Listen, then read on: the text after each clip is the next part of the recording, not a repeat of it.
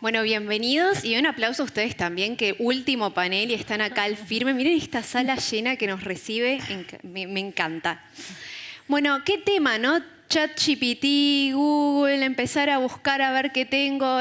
Peco de eso. A mí me duele la cabeza y empiezo a preguntarle, ¿qué puede ser ChatGPT? Contame. Quiero saber, Eduardo, si a vos te ha pasado de recibir en tu consulta, sos pediatra, así que padres que vengan ya con un diagnóstico hecho y te digan, yo ya estuve investigando un poco. ¿Cómo ha sido? ¿Has tenido esa experiencia? Buen día, ¿cómo les va? Un placer estar acá. Por supuesto. Buen día, vengo porque mi hijo tiene apendicitis aguda, pero con una preocupación genuina, ¿no? Consultan preocupados, angustiados, está con dolor, está con fiebre, le duele la panza, vomita, no quiere comer y me metí y probablemente es una apendicitis aguda. Y tengo ese miedo, tengo ese riesgo, por eso lo traigo. Y bueno, y ahí entra a jugar. Lo primero que quiero decir yo, como médico, como pediatra, es reafirmar el concepto de que el paciente es el eje de nuestra tierra laboral. El paciente, su entorno, la familia, la madre, los padres, es el eje de nuestro laburo. Y en base a eso es una preocupación genuina. El ChatGPT, la inteligencia artificial llegó para quedarse. Y es una herramienta más. Y nosotros como médicos, como pediatras, tenemos la obligación, la responsabilidad de trabajar en conjunto con la familia. Esto es un laburo en equipo. Bueno, vení. Pasá, lo acostamos, lo examinamos, me queda la duda. Pongo el ejemplo de la apendicitis aguda en pediatría porque es un diagnóstico que lleva su tiempo, nos genera las dudas, lleva su observación, puede llevar para clínica, sacarle sangre, examinarlo, tiempo, interconsulta con los especialistas, con el cirujano, y en base a eso después llegar a la conclusión. No, era una gastroenterocolitis, o si nos queda la duda, lo vamos a ver con el cirujano. La comunicación es la raíz del árbol en este tema. Y en base a eso, me parece súper importante, yo siempre hablando desde el consultorio, ¿no? Tomarnos el tiempo, la tranquilidad de charlar estos temas. Porque en realidad muchas veces pasa de que termina siendo un arma de doble filo. Porque genera mucha angustia, mucha preocupación en los padres cuando vienen en consulta, y se ve muchas veces, yo tengo la posibilidad de trabajar en el ámbito público, en el ámbito privado, con el manejo de estas herramientas.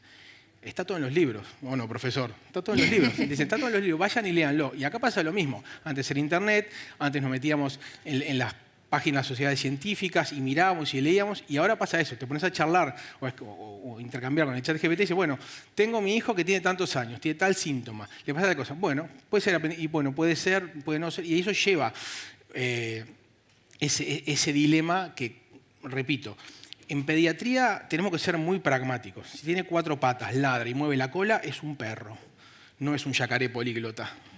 Entonces, en base a eso, bueno, vamos a verlo, vamos a examinar.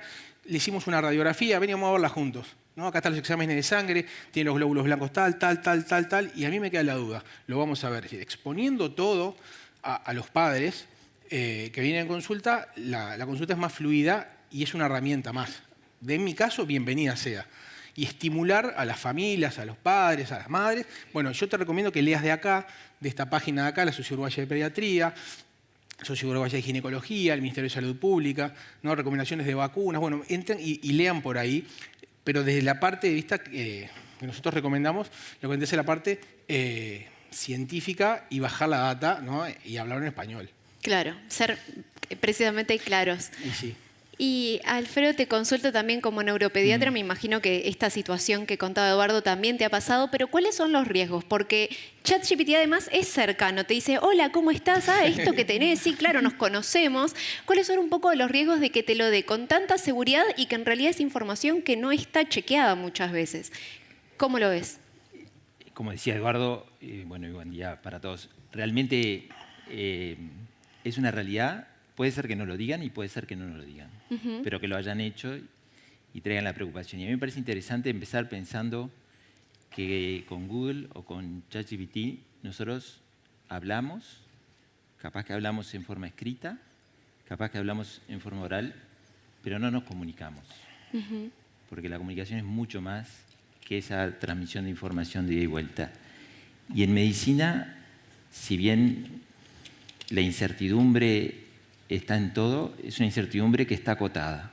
O sea, nosotros en nuestra práctica, ¿no? Como decía Eduardo, en base a una serie de razonamientos que vamos procesando, vamos acotando la incertidumbre. ¿Ah? Cuando le hacemos una consulta a Google o ChatGPT, muchas veces surge una serie de opciones que no están dimensionadas en el caso concreto porque no tiene la información suficiente. Y entre otras cosas, no tiene información suficiente porque le falta toda la carga emocional que le puso la persona que le hizo la pregunta. Claro, y te tira un abanico de Y te tira un opciones abanico desde que genera jaqueca a mañana más- morís. Claro, que genera más incertidumbre, por ejemplo, ¿no? Entonces, el arte de la medicina es estar actualizado en todos los conocimientos científicos y poder eso aplicarlo al razonamiento de un caso concreto, ¿no? En nuestro caso que atendemos niñas, niños, es pensar en ese caso concreto y resolverlo. Resolverlo de acuerdo a nuestra mejor capacidad y que incluya la información escrita, pero también esa información que viene con la comunicación. Y si nosotros no queremos generar daño, también tenemos que manejar la ansiedad que trae esa familia, la angustia que trae, las preocupaciones que trae, en qué medida tienen o no base para de alguna manera tranquilizar o adecuar a lo que vamos a hacer para intentar resolver de la mejor manera posible ese problema de salud. Entonces, cuando googlean o consultan a ChatGPT, en vez de resolver, muchas veces incrementa la incertidumbre. Claro, vienen más nerviosos. Vienen más preocupados. Muchas veces lo detectamos por el lenguaje con el cual nos plantean las preguntas, ¿no? Que no es capaz Ya que el viene una lenguaje palabra que no hubieran usado. más usual o más liso y llano de cómo sería el problema. Y claro, puede venir, ¿no? Yo tengo casos patentes, además de gente que puede ser continuada la atención mucho tiempo, que porque el niño no hablaba adecuadamente y ahí le surgió 5 o 6 opciones y entre ellas el autismo. Y entonces ya vienen hasta medio convencidos de que su hijo tiene autismo. Y el autismo es mucho más que eso, ¿no? Claro. Es un tema que tiene que ver con el relacionamiento, con la comunicación, con el juego, con el contacto visual, con los intereses. Es muchísimo más. Y entonces nos puede pasar cualquiera de los dos extremos. O sea, la gente que viene como enviada por su jardín y como muy despreocupada de que seguramente no es nada y que todo es madurativo y que ya va a pasar, o el contrario, convencido de que es un problema de esa entidad y de esa eventual severidad, impacto emocional, repercusión y que sea otro tema. Claro. Entonces, es muy delicado, yo creo. Hay que buscar ahí. Y cómo manejarlo. Yo creo que muchas veces, porque además muchas veces si la preocupación es grande, por ejemplo, tú decías, no viene con dolor de cabeza. Bueno, nosotros tenemos una serie de argumentos para manejar si ese dolor de cabeza puede ser algo importante o simplemente tensión muscular, contractura y eso. Pero hoy en día en las guías se ha instaurado que la solicitud de una imagen, de una resonancia magnética, puede estar mediada por el grado de preocupación familiar. Entonces, estamos sometiendo a ese niño a una eventual anestesia, por si no tolera el procedimiento sin anestesia, y estamos sometiendo al sistema a una serie de costos que probablemente sean innecesarios si no somos suficientemente convincentes para decirle, no, mire, por todas estas características, ¿no? Como decía, por esto, No sería necesario. esto no sería necesario, es un dolor de cabeza tensional, lo vamos a controlar de esta manera, seguir de esta manera. Y ahí es donde entra esa parte de que uno no es ChatGPT, digamos, ¿no? Uno da esa información y ve la expresión del otro, ¿no? De esa mamá, de ese papá, en qué grado de acuerdo está, ¿no? En qué grado de conformidad puede estar. Bien. Y si uno ve que no va, es preferible recurrir a eso, a mantener esa angustia, esa preocupación que eventualmente se puede resolver con un estudio que tampoco es, digamos, extremadamente invasivo, digamos, ¿no? Pero que requiere ciertos aspectos prácticos que son complejos. Bien, perfecto. Marcela, sigo contigo porque acá nos das la visión tecnológica. Sos directora, como decía Valeria, de K2B Health, que básicamente lo que hace es una empresa que impulsa la transformación digital en la salud. Un panel que teníamos antes, que un poco hablaban de eso, y de la complejidad de todo este asunto. Entonces yo te quiero preguntar, ¿cuánto cuesta toda esta transformación digital a los médicos? Que viste que a veces decían el fax o esto de la letra inentendida, es como más analógico. Bueno, ¿cómo se llevan un poco los médicos con esta transformación? Yo creo que la transformación digital de los médicos empezó hace varios años, ¿no? Y lo digo como paciente o como madre, que también hace muchos años no existía ChatGPT, pero sí googleaba los síntomas de mis hijos. Y también llegué con diagnósticos clarísimos. Pero de alguna manera los pediatras, los médicos tuvieron que adaptarse hace años, ¿no?, a que los pacientes buscábamos otra opinión. Y la opinión ya no era en otro especialista, en otro técnico, sino que era en Internet. Era Google. Ahora el ChatGPT lo que tiene es que es mucho más amigable. Claro. Tú te dice, hola, ¿cómo estás? ¿Cómo te fue? Y generas como otra empatía hasta con Internet. Pero en definitiva siempre buscamos esa segunda opinión, ¿no? O sea que fue como una práctica. Y ahí vino la transformación de los médicos, porque los médicos tuvieron que empezar a entender que los pacientes cargaban con otro tipo de información. Muchas veces errónea, a veces, bueno, no tan errónea, porque si sabías buscar, capaz que te metías en una página que era veraz. Entonces, me parece que la transformación de cara a la relación con el paciente empieza hace muchos años. Bien. Ahora es como mucho más evidente, ¿no? También los que somos pacientes son, hoy me quedé con muchos conceptos de todas las charlas Qué previas, bueno. ¿no? Pero se hablaba mucho de lo heterogéneo, ¿no? Y que llegamos a la vejez de una manera heterogénea. Pero los pacientes son heterogéneos. Los pacientes más jóvenes no son los mismos que los pacientes adultos o que el adulto mayor. Entonces, hay una transformación de un cambio cultural también que va mucho más allá de la tecnología. Las generaciones jóvenes se apoyan en la tecnología, son dependientes de la tecnología, los adultos en mucha medida también lo somos, pero las generaciones jóvenes la tienen a la mano. Y son generaciones, más allá de la letra que le pongamos, son generaciones de la inmediatez, son generaciones que tienen la respuesta de manera inmediata a lo que quieran. Ver la película cuando quieren, la paran cuando quieren, la vuelven a ver cuando quieren, y eso hace que necesiten la respuesta de manera inmediata. Y eso es lo que viene a resolver esta tecnología. El acceso al médico, el acceso, por más que tenga el acceso al médico rápido, no tengo el diagnóstico tan rápido, porque necesito esperar las pruebas, porque necesito hacer, ¿no?, un descarte, ir viendo, no tengo un diagnóstico asegurado. Pero las generaciones van llevando a eso y las tecnologías acompañan a las generaciones. Las tecnologías no nacen porque sí, las tecnologías nacen para resolver problemas. Claro, las necesidades que se van creando. Exacto. Nacen por una necesidad.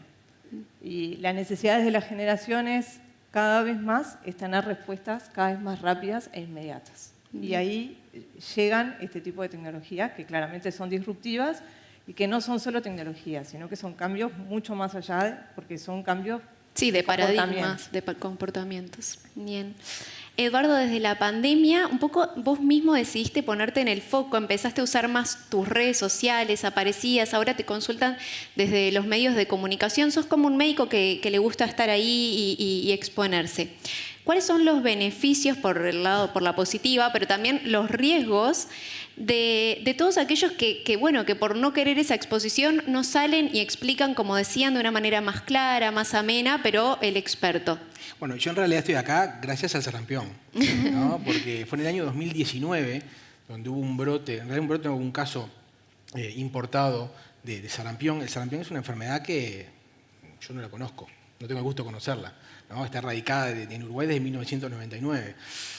Pero hubo una situación puntual que generó, lo cuento como anécdota, generó, y el manejo de las redes sociales que decís vos, y generó dudas en la población. Yo me acuerdo que estaba en casa con manejo de redes sociales, viendo esa situación y subí un posteo que mi carnet de vacunas, este es mi carnet de vacunas, tengo las dosis de sarampión, abro mis redes para una asesoría que no suple la consulta presencial, que ese es otro dogma, ¿no? Es decir, es fundamental el manejo de cualquier consulta cara a cara con el médico o con la médica. Hay que reconocer las limitaciones de las redes sociales. Me acuerdo que fue una situación, eso abrió la caja de Pandora. Estaba en casa con mi hijo, tranquilo, viendo un partido de fútbol, y mandé ese tweet y dejé el teléfono, y al rato empezó a explotar el teléfono. Lo levantó un portal, después la red, y se abrió la cancha. Y en realidad yo creo que lo que tenemos, después vino la pandemia. ¿no? Es decir, porque aparte es sencillo, es una asesoría que nos suple la consulta médica. Después del 67, las 2 dosis, y si no, bueno, y me mandaba la foto de los carnets de vacuna, sí, no, andá, vacunate, no sé, andá a consultar, me mandaba foto de paraclínica, no, esto no, me mandaba foto de tomografía, no, esto no, porque eso abre la cancha para otro tipo de consulta. Me hacían consulta de neuropediatría, no, esto no, ¿no? Y después vino la pandemia.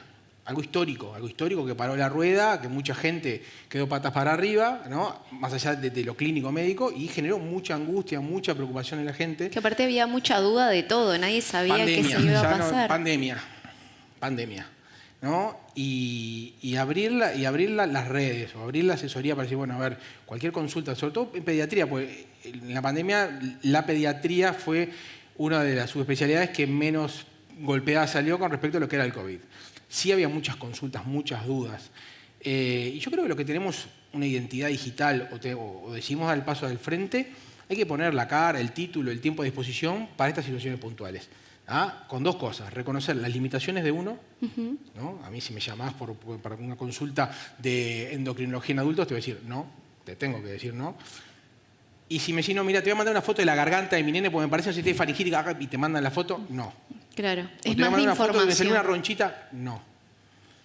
Pero sí podés manejar la situación. Mirá, tengo dudas, la gente puede vacilar con respecto a la duda de la vacuna del COVID. Y bueno, con la tranquilidad de que uno no tiene conflicto de intereses, charlar esos temas.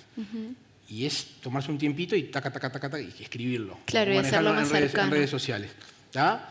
Con las limitaciones que conlleva lo que son las redes sociales, las limitaciones de uno y en el contexto, ¿no? Es decir, no hay que ser más realista que el rey. Y en base a eso, es decir, yo lo manejo, a mí me encanta la docencia y lo charlo con los estudiantes, con los residentes, ¿viste? Reconocer las limitaciones de las redes sociales, que para mí es un arma de doble filo también, pues es maravillosa al momento de difundir, pero con las cosas claras, el paciente en el medio, el secreto médico por encima de todo, ¿no? y todo lo que conlleva.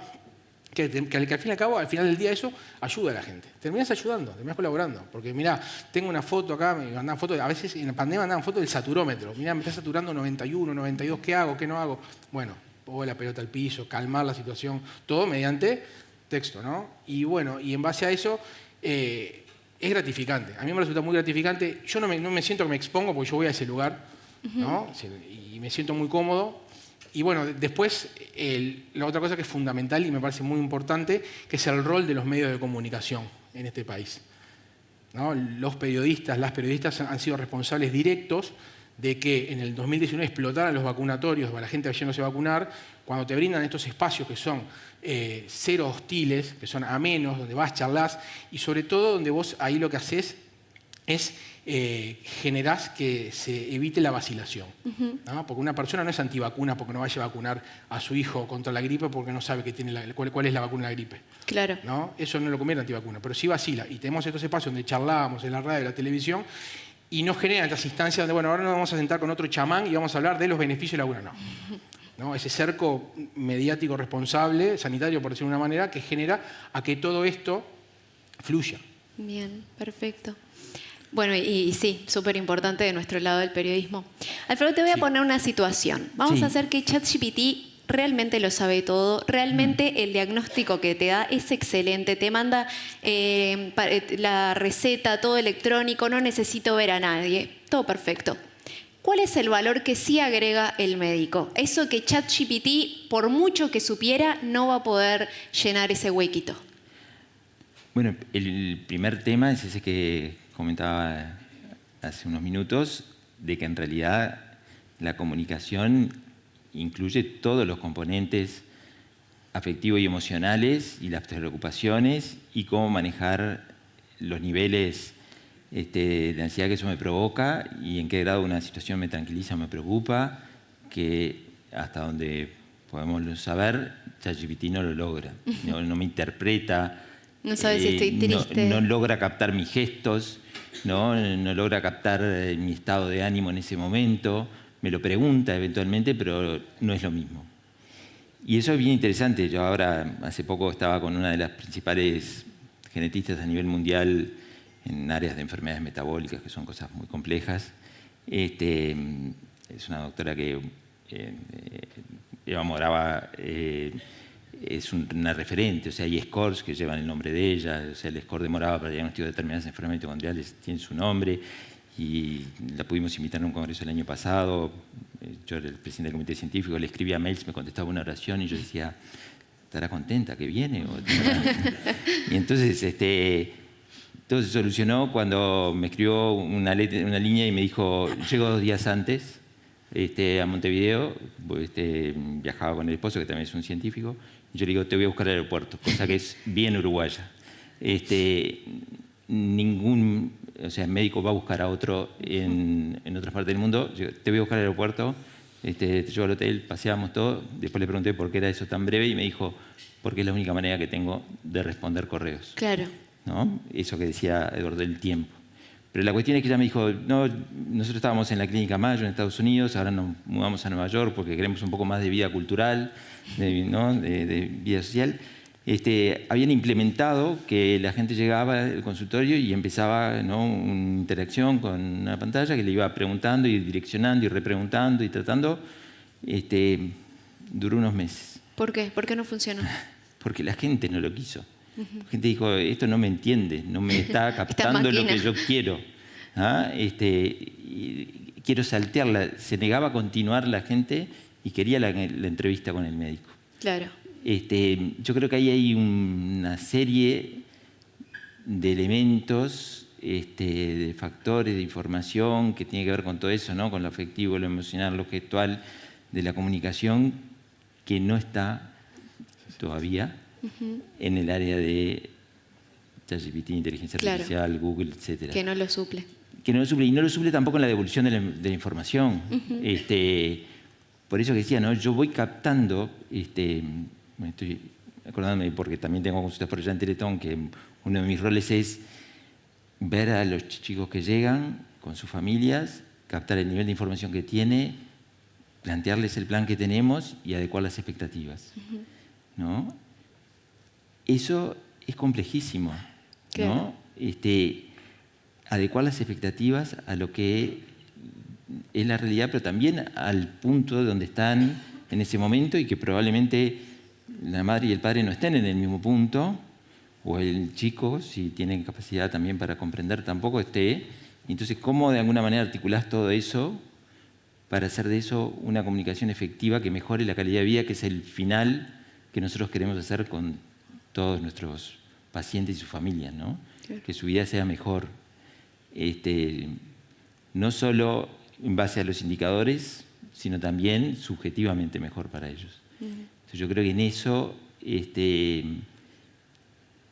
obviamente todo esto es dinámico, estamos aprendiendo todos los días, habrá que ver hacia dónde evoluciona, pero al día de hoy yo creo que hay un espacio enorme que todavía este espacio de la consulta médica presencial no va a ser sustituido como tú planteabas en el ejemplo. Bien. Hay futuro entonces, bien. En el futuro lo veremos.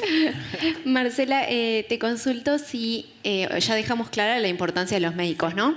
Pero si con toda la información que hay, con todos los avances tecnológicos, seguramente alguien se pregunta, ¿por qué no crean a nivel de Estado un ChatGPT oficial que tenga datos que sepamos que son certeros? No sé, con la ANI, con AGESIC, tanta cosa hay. ¿Se puede? ¿Es algo que es lograble? Poder se puede, digamos. Uruguay, como igual en el resto de las partes del mundo, los registros electrónicos acapararon, digamos, ¿no?, todo lo que fue la transformación digital en la salud en los últimos 10, 15 años de repente. Y todo eso ha generado un volumen de información enorme, que al día de hoy está completamente subutilizado. Claro. ¿No? Porque de alguna manera es muy difícil que el médico en sus 12, 15 minutos que tiene para atender pueda bucear en esa información, interpretar la información, entender al paciente, conocer al paciente y a partir de ahí analizar y armar su árbol de decisión, ¿no?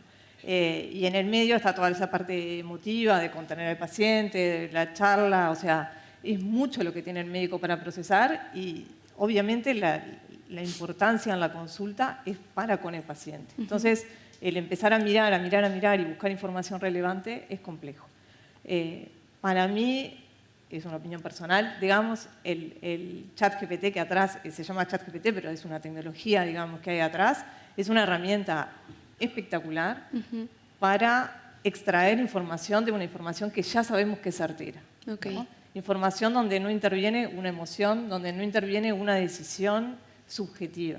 Digamos, cuando hay una información que es empírica, que está ahí, que es veraz, que yo ya sé que está validada, que está firmada digitalmente, porque no voy a entrar acá, pero hay un agujero enorme en temas de seguridad, privacidad, políticas de la información, temas legales de cómo se usa, pongámosle que esa parte está como subsanada. Si yo tengo una base de datos que es veraz y que está comprobada, sin duda es una herramienta en extremo poderosa para poder extraer información. Que ahí es donde yo le veo hoy una gran ventaja del lado médico, de decir, una historia clínica que me presente la información relevante de ese paciente, que el médico incluso pueda hasta interactuar en formato de chat, de decirle, pásame los principales diagnósticos de este paciente, me los da, cuál fue la última cirugía, si es un paciente oncológico, en qué tipo de tratamiento está, algo que me lo haga mucho más dinámico y que yo conozca la información clínica de manera mucho más ágil. Claro, Eso que lo es haga una más herramienta eficiente. de ayuda al médico, que en definitiva repercute siempre, y también lo escuchaba en las charlas anteriores, en la calidad asistencial, que en definitiva es el foco. Es lo que queremos lograr, es que el paciente es el centro de la atención y que es el que reciba la mejor atención. Ahora, por el lado del paciente, nomás, y los dejo pensando porque fue algo que a mí me llamó mucho, me marcó. Yo en marzo vamos todos los años a la HIMSS en Estados Unidos, que es una feria solo de tecnología en salud, y uno de los casos que se expuso en base a ChatGPT, del lado del paciente, hay un ChatGPT que cumple un juego de rol, de alguna manera, y hay un médico y hay un psicólogo atrás de esos roles, ¿no? Que son inteligencia artificial, por supuesto, no hay nadie atrás. Claro. Pero un adolescente le escribe en esa consulta y le dice que los padres no le dejaban usar el celular a partir de las 8 de la noche. Y todos los días el chiquilín tenía una angustia al respecto, era algo que Lo estaba haciendo mal, le alteraba su vida. Y el ChatGPT, este psicólogo llamado Pepe, atrás le decía, qué horrible lo de tus padres, o sea, cómo no te dan la libertad, ¿no? Basado en otro tipo de información. Y en ese intercambio, todos los días iba intercambiando información con ese ChatGPT, hasta que en algún momento le dice, literal, porque hoy está en juicio, si quieren lo pueden leer, le dice, ahora entiendo cómo hay menores que asesinan a los padres. ¿no? Entonces, el ChatGPT, esta inteligencia artificial, termina induciendo a que el chiquilín mate a los padres, que el chiquilín no lo hace, pero está en juicio hoy, pasó más de una vez. Es decir, el ChatGPT se nutre de información, de casos, de bases de datos, de lugares que todavía no están claros cuáles son las fronteras y pueden llegar a tener otro tipo de consecuencias. Entonces hay un riesgo atrás de eso. Como toda la tecnología está para usarse y si se usa bien es una herramienta espectacular y si se usa mal puede ser en extremo grave. Nada, Bien. Bueno, vamos a quedarnos con usarla bien y siempre acudir al médico, al psicólogo y al especialista real que nos pueda acompañar. Que no lo va a sustituir. Que no lo va a sustituir. Bueno, les agradezco mucho a los tres por estar acá y a ustedes por venir.